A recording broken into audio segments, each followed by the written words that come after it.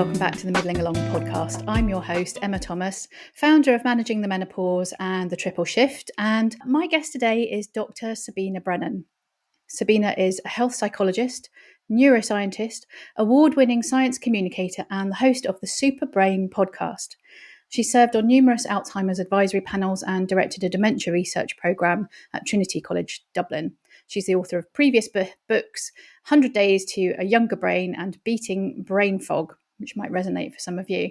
In her new book, Dr. Brennan combines her professional knowledge with her personal experience of caring for her mother with dementia, shifting the focus from the disease to the person and reframing the role of caring for someone with dementia as a partnership. And that book is called Still Me, a neuroscientist's guide to caring for someone with dementia. And we're going to get into some of what is covered in that in the podcast. Welcome along, Sabina. You have a lovely podcast voice. Oh, thank you. Well, I've had plenty of practice. That's very kind. Yeah, that's very nice. It's lovely and mellow. Oh, it's making me blush. So, Sabina, I should probably say your book made me cry in a good way. My mum, too, also has Alzheimer's. She got a diagnosis almost exactly 10 years ago. And so she's relatively young. So she, what she'll be 77, I think, in November. Right, yeah. And so, yes, I mean, I'm obviously, for personal reasons, very interested in anything around this kind of topic. Working in the menopause space, maybe we'll touch on. Yes, and as somebody who, has a sort of family history of dementia, I'm very interested in anything we can do sort of preventatively. But I think what really, I guess, made me think in your book was that a lot of the stuff that I have read around sort of navigating care for somebody with dementia is quite functional and kind of process orientated. And you are, you really do talk more about the person and much more sort of person centered, and that sort of idea, as I said in the intro, of kind of partnering with that person. And I think you do describe it as a care partner, don't you, rather than a carer? Why did you go down that route of choosing that very deliberate I did, and I think it's nearly the second paragraph in the introduction that I say that. I there's a few reasons. I think the person with dementia needs a partner. They need someone to support them as they go through their journey, because their needs, etc., will change. But someone to understand and recognize that and partner them and fill in the gaps eventually where they need those. I think the issue with being a carer or a caregiver is that it can inadvertently put us in a position of power. And out of love and kindness, we may actually end up doing things for the person with dementia, rather than with the person with the dementia. And that's a very, very important distinction, because actually, if you begin doing things for the person with dementia, as we often do with anybody who is ill, what you can do is actually progress their disease, because they need to continue doing things, everyday things, to hold on to that ability. If you take that from them, you may actually disempower them and help with, further the progression. I also think in that sense of being in the position of power of the giver, again, usually out of kindness and love, we may start to make decisions for the person as opposed to support them while they make their own decisions. And that's often a hard one for people to get their head around. I think because in the past, people who had a diagnosis of dementia were sort of in a blanket way told, well, they don't have the capacity to make decisions for themselves.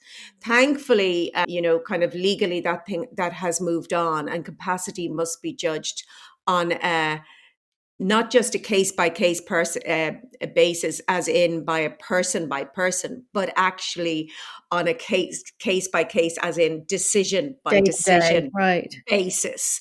So, your mum or my mum might have been, perfectly capable of choosing what they would like for dinner what they would like to wear, where would they like to go this afternoon, but may need support when it comes to financial decisions or how much something can cost.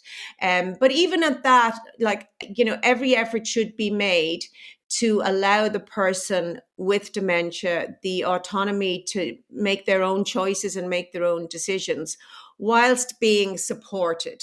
And something that's hard to get, for people to accept sometimes is that includes taking risk. Taking a risk is part of our everyday life. Lots of things that we do come with risk.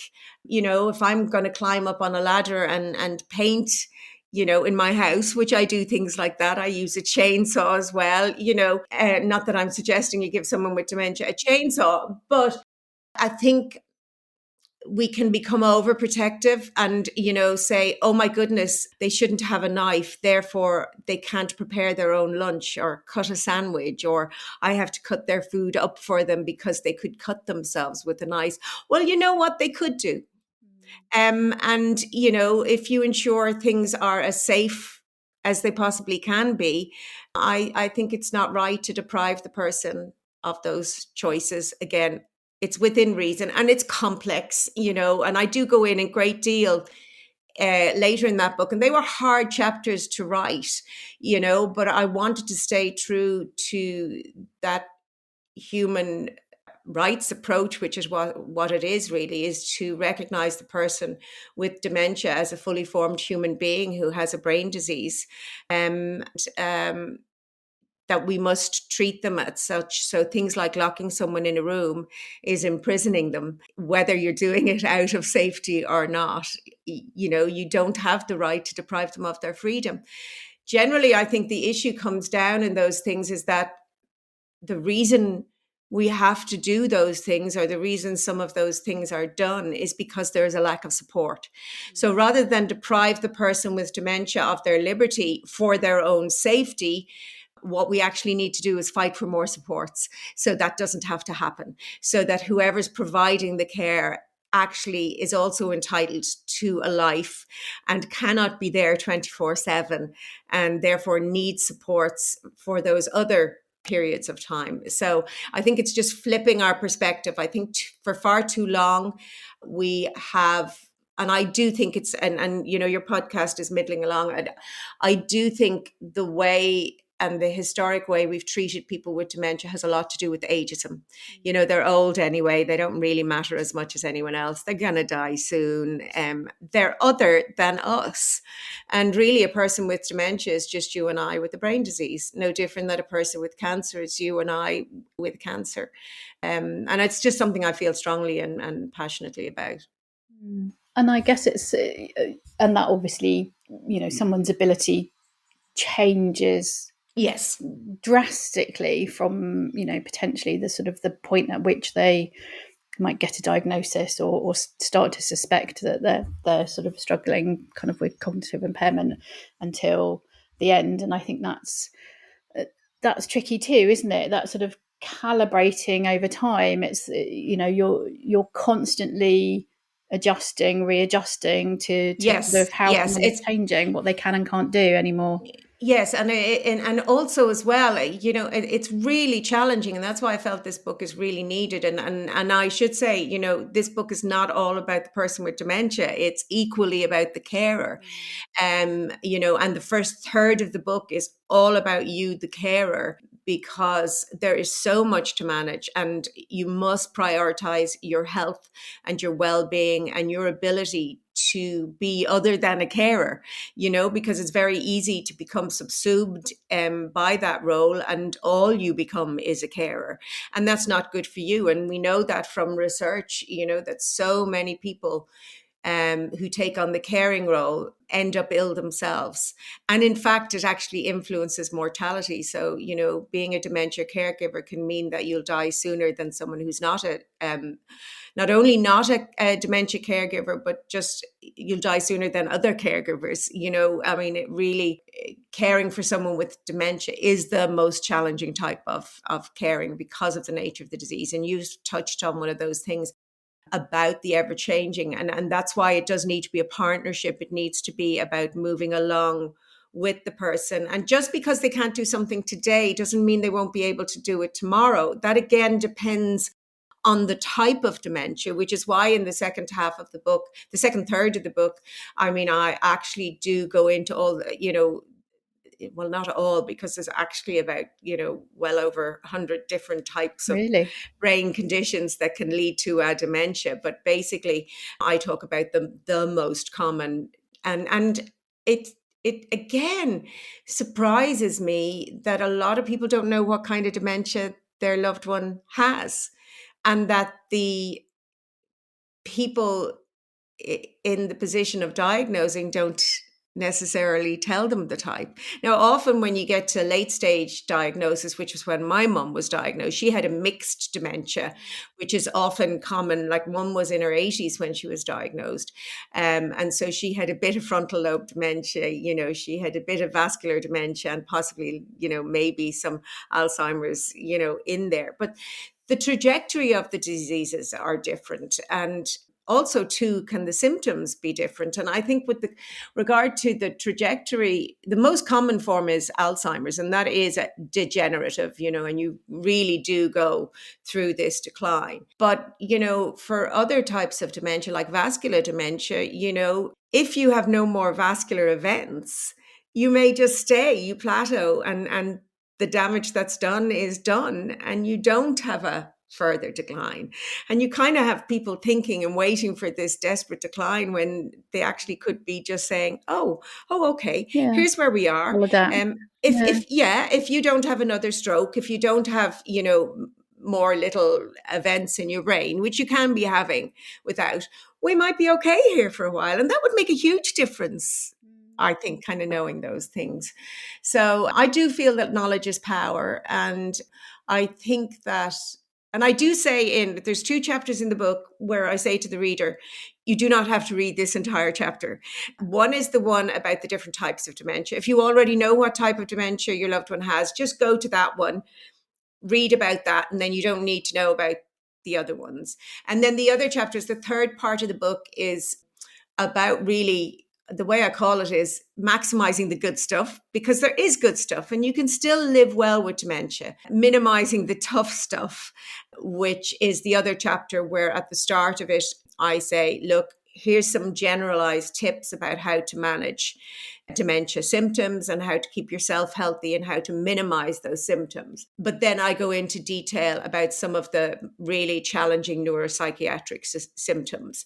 And I sort of say, don't treat that chapter as a reference that you can come to if you encounter some of those, because you may not encounter them. And there's no point in kind of getting stressed about, what if my loved one gets aggressive and they're never going to get aggressive? What if they start hallucinating? You can deal with those as of when they come, because you've enough to deal with. As I said at the start, when dementia comes into your life, it doesn't come with any extra hours or extra time, or like, it really doesn't. And it's so all consuming. And I do think there's a grieving period. I think there's a period. Oh, definitely.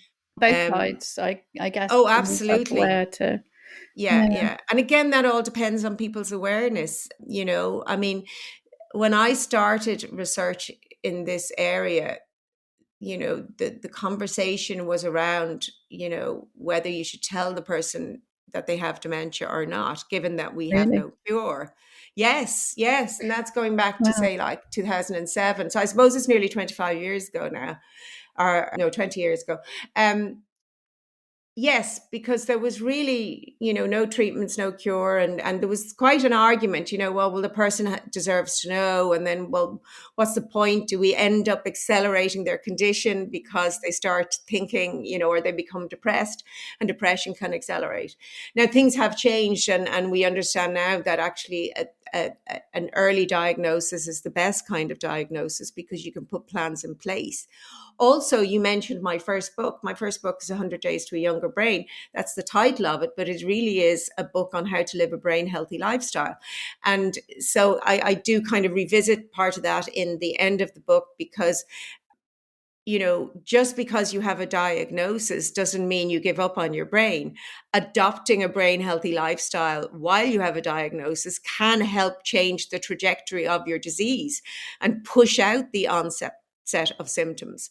We now as well, back then when I started in research in this area, we just talked about Alzheimer's disease. Now we make a distinction between Alzheimer's disease and Alzheimer's dementia, because we know that it is possible to have the disease in your brain and not have the symptoms, the dementia, the memory loss, the language issues, the confusion, whatever. And we know now that the difference. So basically, I just very briefly kind of jump back to like when I started doing my PhD, I was doing it on how the brain changes with age. And I did it at a middling along stage. I didn't go to university till I was 42. So I was doing research and I was doing my, reading the academic literature, etc. And because this is the space my PhD was kind of interested in. Way back in 1986, there was a researcher called Katzman, and he was interested in understanding the differences in people's brains of those with a diagnosis of dementia and those without. So literally, this is at the stage looking at the pathology in the brain post-mortem.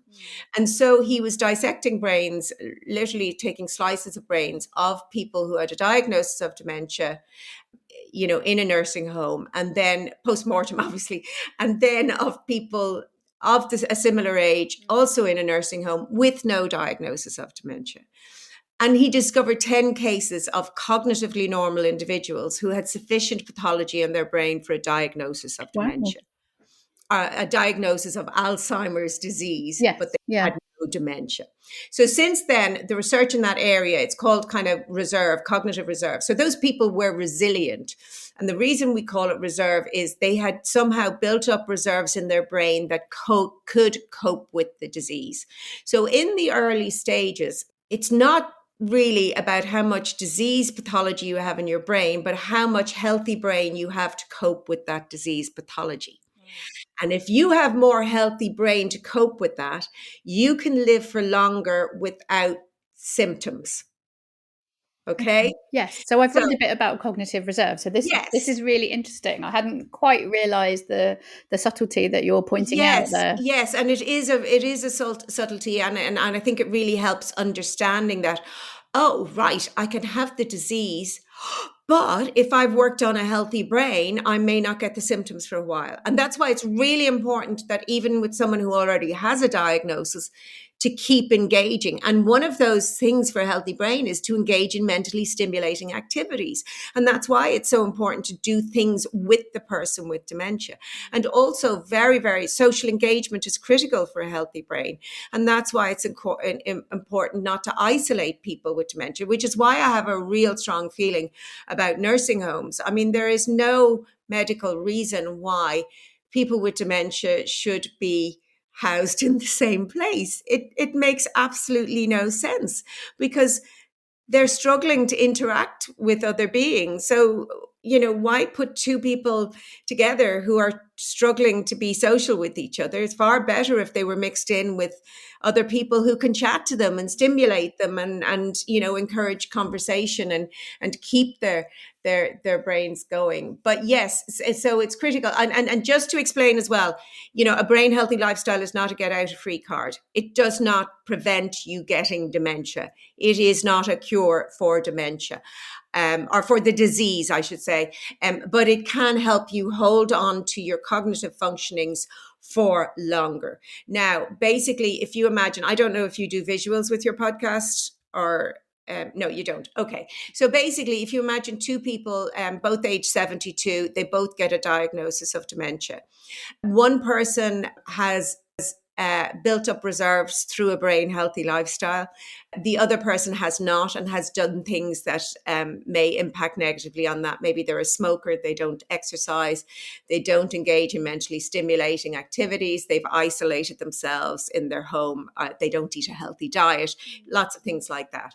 So the thing is, the person, and I think might help people understand as well, because I'm sure a lot of your listeners, at least know someone who has a relative with dementia, or, that the person who has not built up reserves will start to gradually show symptoms over a very long period of time. Could be the next 15 years, and they will have a very gradual decline. Now, the person who has built reserves has the same amount of disease in their brain, but continues without any perceptible symptoms for maybe the next 7, 8 years. Could be longer. It all depends. We don't know for sure, but they will continue longer without symptoms. But eventually, when their kind of reserves are used up and the pathology has been building and building in their brain, they will then succumb to the dementia, and they will have a precipitous drop. It was like they will fall off a cliff and they will join the other person.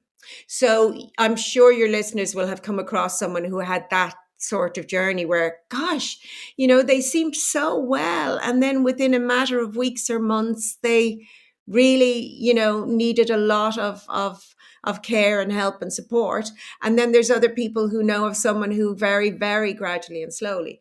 So neither is something that you want, but holding on to your cognitive functioning for longer is really sort of definitely the best option, because you know what? You may die of something else before it hits. Do you know what I mean? We don't know. The biggest risk factor for Alzheimer's disease is age. It is later life, a disease of later life. There are early onset forms, but age is the biggest risk factor. But I think when it comes to your listeners, and especially if you have listeners, who, that's why I do think, the sandwich generation, where in middle age, you're still looking after your kids, you're still working, you're trying to pay mortgages, you're trying to put kids through school, and then you may have an aging parent who has dementia, and you're trying to care for them, and you're trying to find funds possibly to help support them if you need to. Then I think it's very important that you yourself, as a potential carer, really adopts a brain healthy lifestyle, and not only will it help you to cope, it also will minimize your risk. And the thing I want to talk about there is there is, people say, oh, my mum had dementia, or my mum and dad had dementia. And, they've almost really become a bit fatalistic about it, that means they're going to develop dementia. Two things I want to say on that I think are important. There is a genetic element to Alzheimer's disease, but the risk associated with that genetic element is small compared to the risk associated with what we know are the modifiable risk factors, the lifestyle factors. Secondly, things can run in families. They can be familial without being genetic, because families often adopt similar lifestyles. Right. Yeah. And people forget You can about break that. those patterns of. Yes, Yeah. yes. So breaking those patterns. So I do think, I know we were talking about the book and caring, but I think they're kind of all interlinked. And as I said, my books are all kind of linked in that way. I think understanding what those risk factors are is very important. So understanding that, midlife obesity increases your risk for developing dementia. So does smoking, so does alcohol consumption, so does high blood pressure. Go get your blood pressure tested, because once it's managed, you're going to mitigate that risk.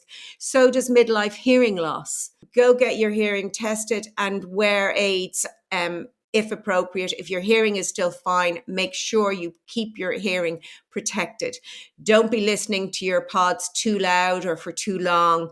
Avoid kind of noisy places. Value your hearing. Depression, social isolation. I haven't counted on my fingers, but there are 14 modifiable risk factors. Low levels of physical exercise, low levels of education, but we now marry that with low levels of mental stimulation, because if you've had low levels of education, if you engage in mentally stimulating activities, you can kind of compensate for that in a way. There is some evidence around environmental toxins as well. That's not my area of expertise, so I don't kind of talk at length about that. But something like cigarette smoke is extremely toxic to the brain. So, smoking cigarettes is going to increase your risk of developing dementia. But you can see with all of those, there are things that you can do about them. And what's rather interesting about the weight, which is why I think, drugs like Ozempic, etc., there's a lot of negative press. But, I think what a lot of people don't realize is that obesity impacts on your cognitive functioning. And obviously, it also impacts on increases your risk for developing dementia. So, if with drugs, those kind of weight loss drugs, we can get this obesity epidemic under control, we can make a significant impact on the people who in later life will go on to develop dementia. So that's really, really, I think that's a potential. I mean, we've seen, so a lot of the risk factors associated with cardiovascular health, because your heart really, you need a healthy cardiovascular system to keep providing your brain with the oxygen and nutrients that it needs. So we have seen improvements, changes in the predictions about people who will get dementia because we have improved heart health. And that's really because we have so much, when I give talks about, reducing your risk, I say, I don't need to go into detail about what a healthy heart is because you can find that information everywhere. I kind of think it should be the same about brain health. You should just be able to find that information everywhere about what to do for your brain health. So anything that's good for your heart is going to be good for your brain. So maintaining a healthy diet is important. But the interesting thing about weight is that midlife obesity increases your risk, but then in later life, if you become underweight, that increases your risk in later life because frailty comes into play. When you become frail, you're at a greater risk of falling. And then, there's this whole cycle comes in. People are afraid to do things because they might fall. So they're not getting exercise. They're not getting out.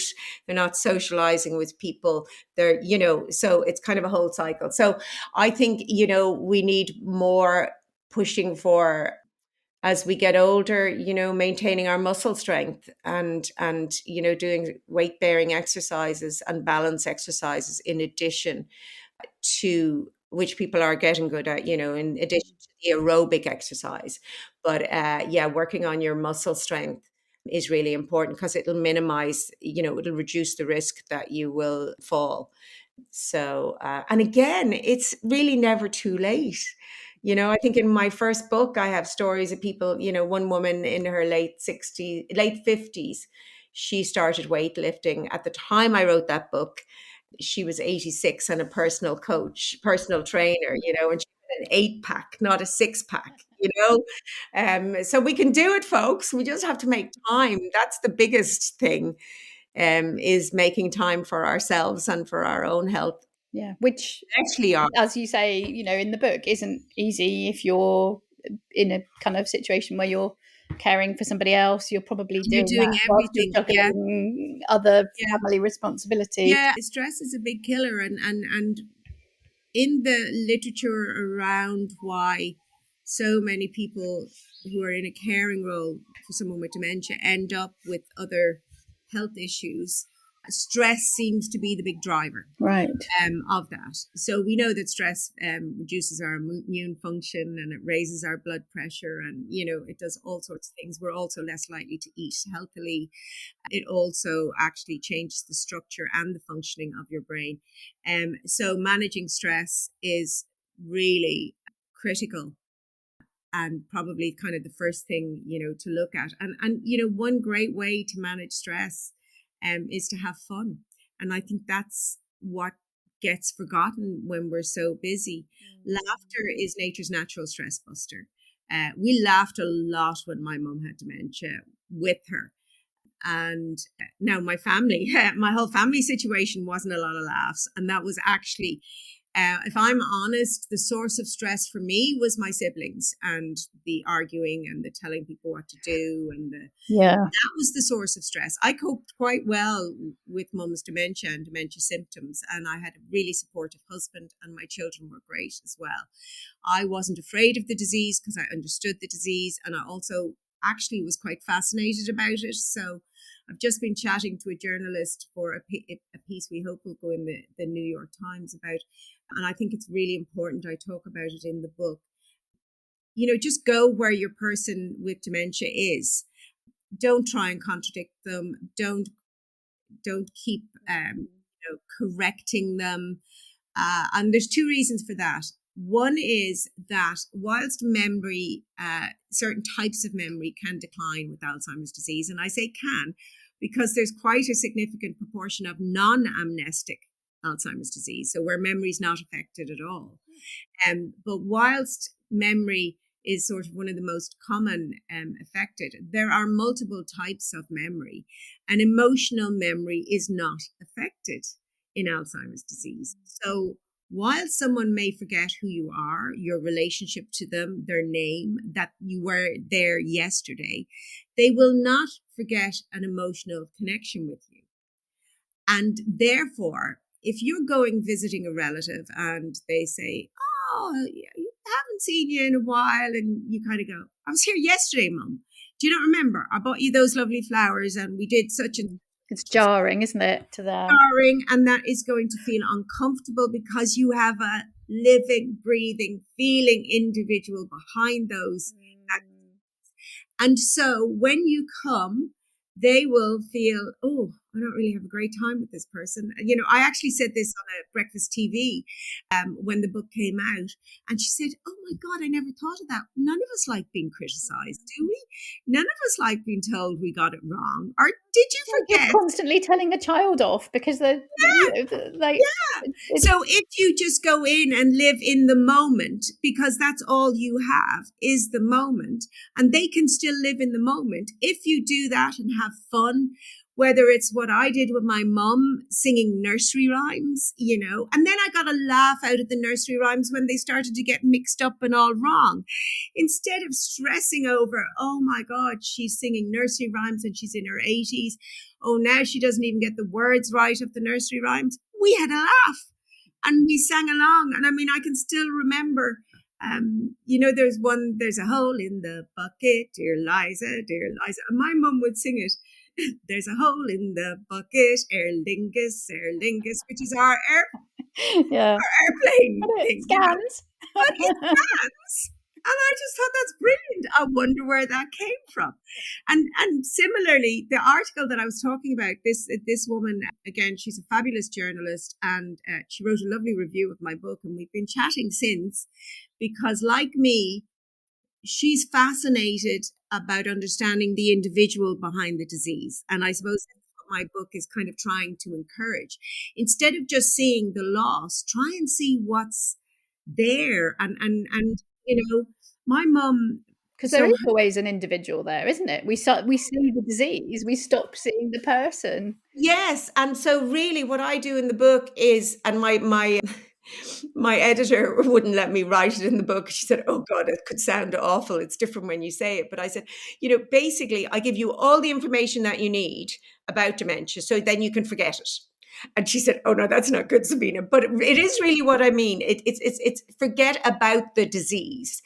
So you have the knowledge, you know what to do and what's happening, but then just forget about the disease and try and find your way to the person with dementia. Now, I'm conscious there could be people listening who are at the very end stages, and I've been there too. And you know, it is kind of different, but that is the very end stages. But a lot of the early stages, middle stages, you know, and even coming up to that end, you can still engage in a way. And a part of that is actually does stem from being curious, a curiosity. Instead of, if your loved one says something strange, and I'll give you an example from my mum. My mum's route into dementia was through delirium, through a kidney infection.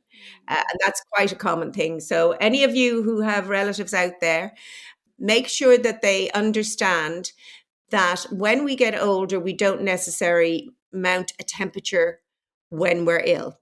Our ability to mount a temperature kind of decreases with age, a bit like we become a bit slower at running, you know, it just isn't as efficient. And so you can have quite a serious urinary tract infection without a temperature. I did not know that, because my mum Yes. also had a very serious UTI and was extremely unwell and hospitalised. And Yes. took a while, So I think. I really wish, if ever I win the lottery, I'll do a campaign myself. It would be a very simple campaign to do, to just tell people because a lot of people see having a temperature as the indicator to go see a doctor, or the indicator that you're very sick. So my mum was the same, and apparently she'd been having frequency of urination for quite a while, and it was annoying her because she couldn't leave the house when she wanted to pee. Now that is a sign that you have an infection. And so what my mum did was stopped drinking fluids so that she could go into town without needing to pee. So she ended up with a very serious urinary tract infection and very serious delirium. So the brain is very susceptible to dehydration. So the one thing you must do when you have a kidney infection or a UTI is to drink plenty of fluids. Now, my mum did the reverse. If you don't, you'll end up with delirium because cytokines, start to mess with your brain and your brain malfunctions. So anyway, yes, make sure that your loved ones know that. Make sure that you register it for yourself. Any change in your urinary function, whether it's a stinging, a frequency, a slight burning, whatever, go see your doctor. Just get it sorted. A urinary tract infection won't go away on its own. It does really need to be treated. And I've been there myself. And again, middling along, menopause, that your urinary tract infection susceptibility increases. And I've done it myself. I've let it go too long and then ended up in very bad pain. My son is a GP. He said, Mum, even if you don't want to go to the doctor, ring me. I'll get a script sent. Don't let it go on. But anyway, digressing on that, but I do think I love to get, and if I have an opportunity to get an important little message out there, if it can make a difference to one person's life. But my mum, then she had delirium and she ended up in an acute hospital for 6 months. Delirium on and off. Then she picked up infections in the hospital, the MRSAs and those kind of things. But one day, anyway, I went in to visit her in the hospital and she said to me, I was up in a spaceship today. And I said, where are you, Mum? Yeah. And I think they're going to make me a boss here. And I said, oh, right. So, and I'm kind of going, where did that come from? So this is a curiosity. Somewhere, something has triggered it. Something. And I was just so curious. And this is why I think if you start to be curious, instead of going, oh my God, she's rambling again, she's talking nonsense.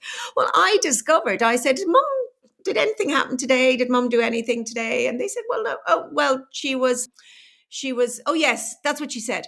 She said, this is my mum said, she said, in a spaceship up at the top of the house. And I said, was Mum anywhere today? And they said, oh yeah, we brought her for an MRI scan. And I said, all right, where's the MRI scanner? Oh, it's on the top floor. So she was brought to the top of the house and boy, that looks like a spaceship. So it can actually, in a way, make the relationship more interesting. I know that it might sound a bit facetious, and I'm not trying to minimize the disease, but the disease is awful. I think though we can find ways to make it less awful and to find ways to still connect with that individual, and then I was completely blown away. I said, how did, because my mum was severely claustrophobic and taught me how to be claustrophobic from when I was a child, oh, don't go in there, you'll get locked in there. And, and that was an interesting thing as well. Her fear of enclosed spaces disappeared. She went into the scanner, no problem.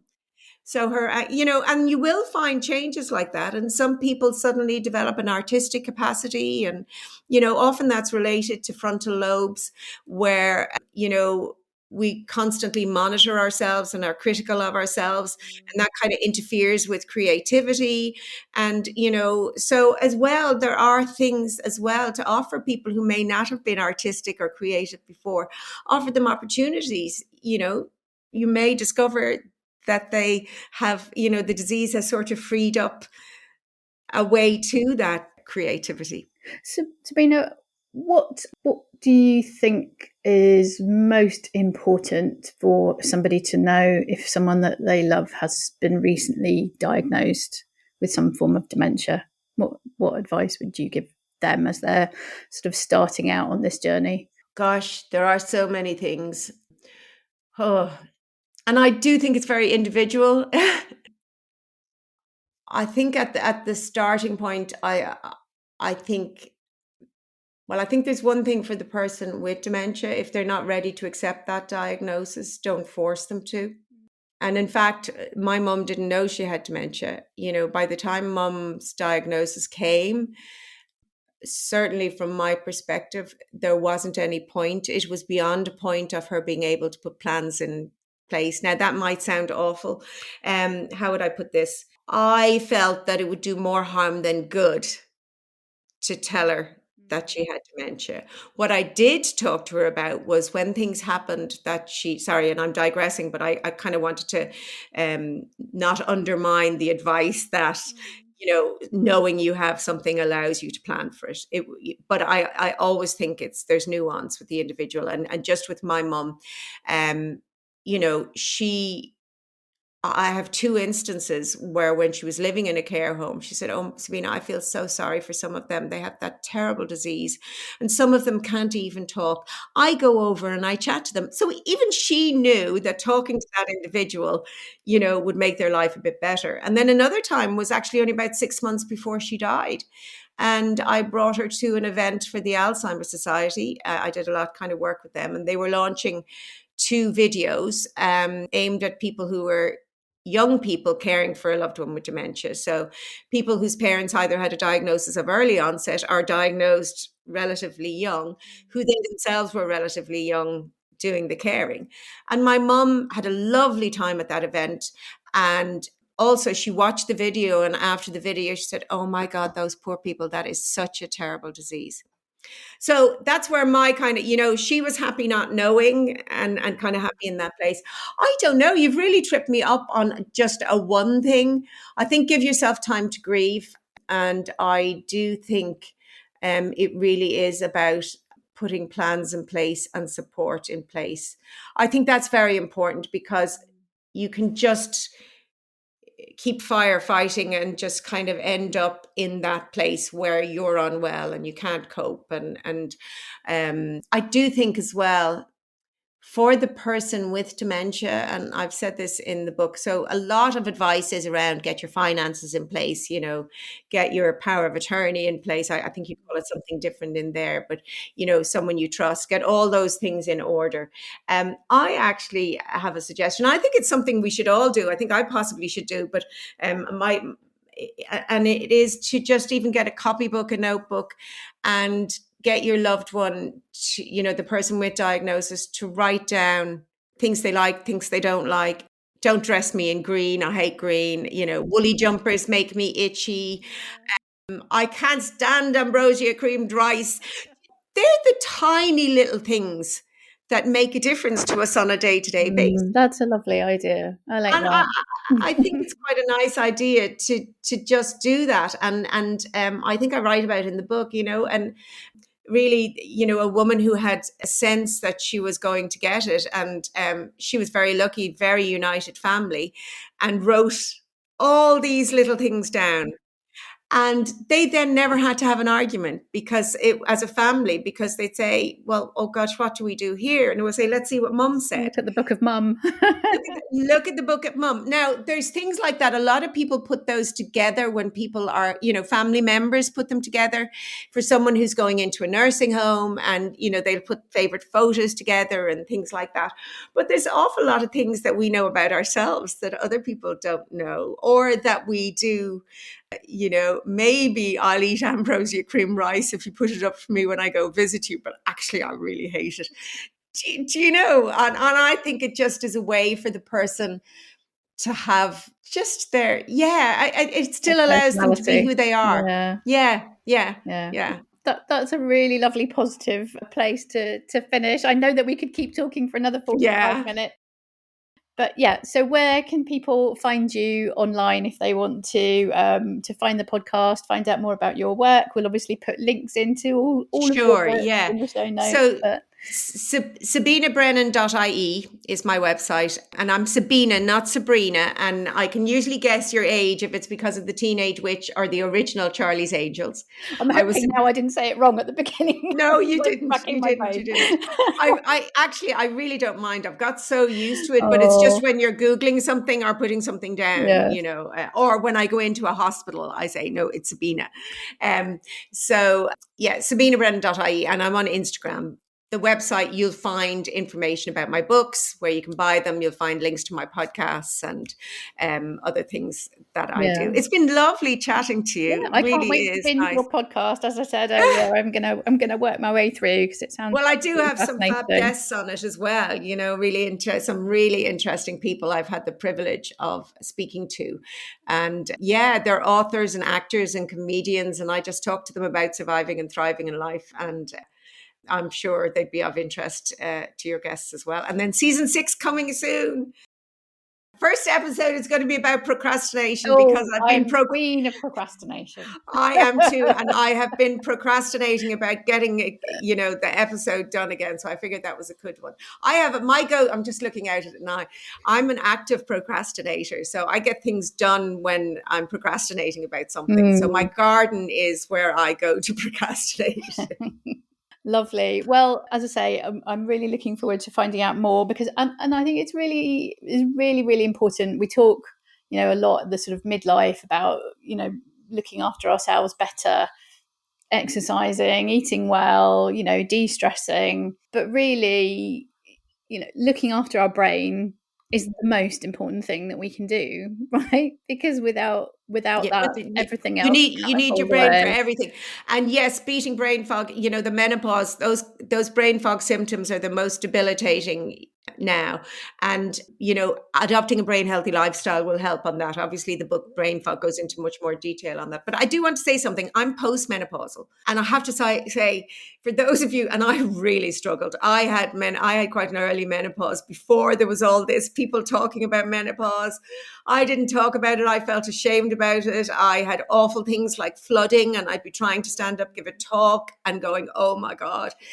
Really, really bad. So I just kind of missed. I was too early for the boat on that. But I've spoken at a lot of menopause conferences about brain fog, and I do want to say, life does get better. I did find my sense of humor again. I did find my desire to have sex again, and I'm really enjoying life post-menopause, and take whatever helps. Unfortunately, HRT did not work for me, but and yes, life can get better. Definitely. Well, I think it's really important that we hear that. It's great that we're talking about perimenopause, menopause, but I think a lot of the narrative is, focusing on the difficulties. So great that we're raising awareness, but I think we need to hear more and more voices saying, we're on the other side and it's brilliant. And also schedule fun, because it's the best stress buster there is. So actually, that's one thing I have in beating brain fog is schedule 30 minutes of fun every day, because laughter lowers your cortisol levels.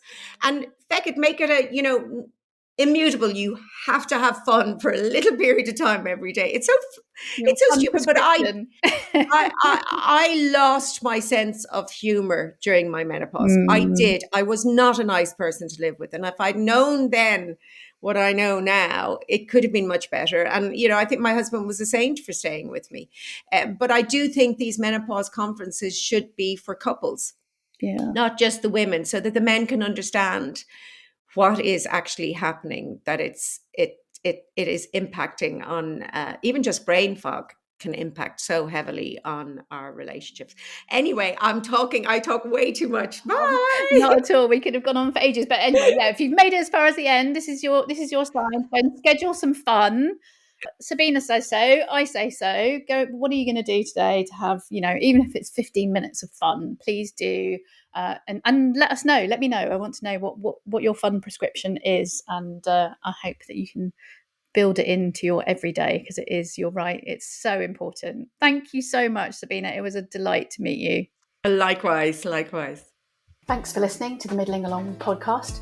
If you enjoyed today's episode, please go and leave us a review over at Apple Podcasts. You can check out the full back catalogue of all our episodes over at midlingalong.com. You can also find out more about my work as a coach. Go to www.thetripleshift.org.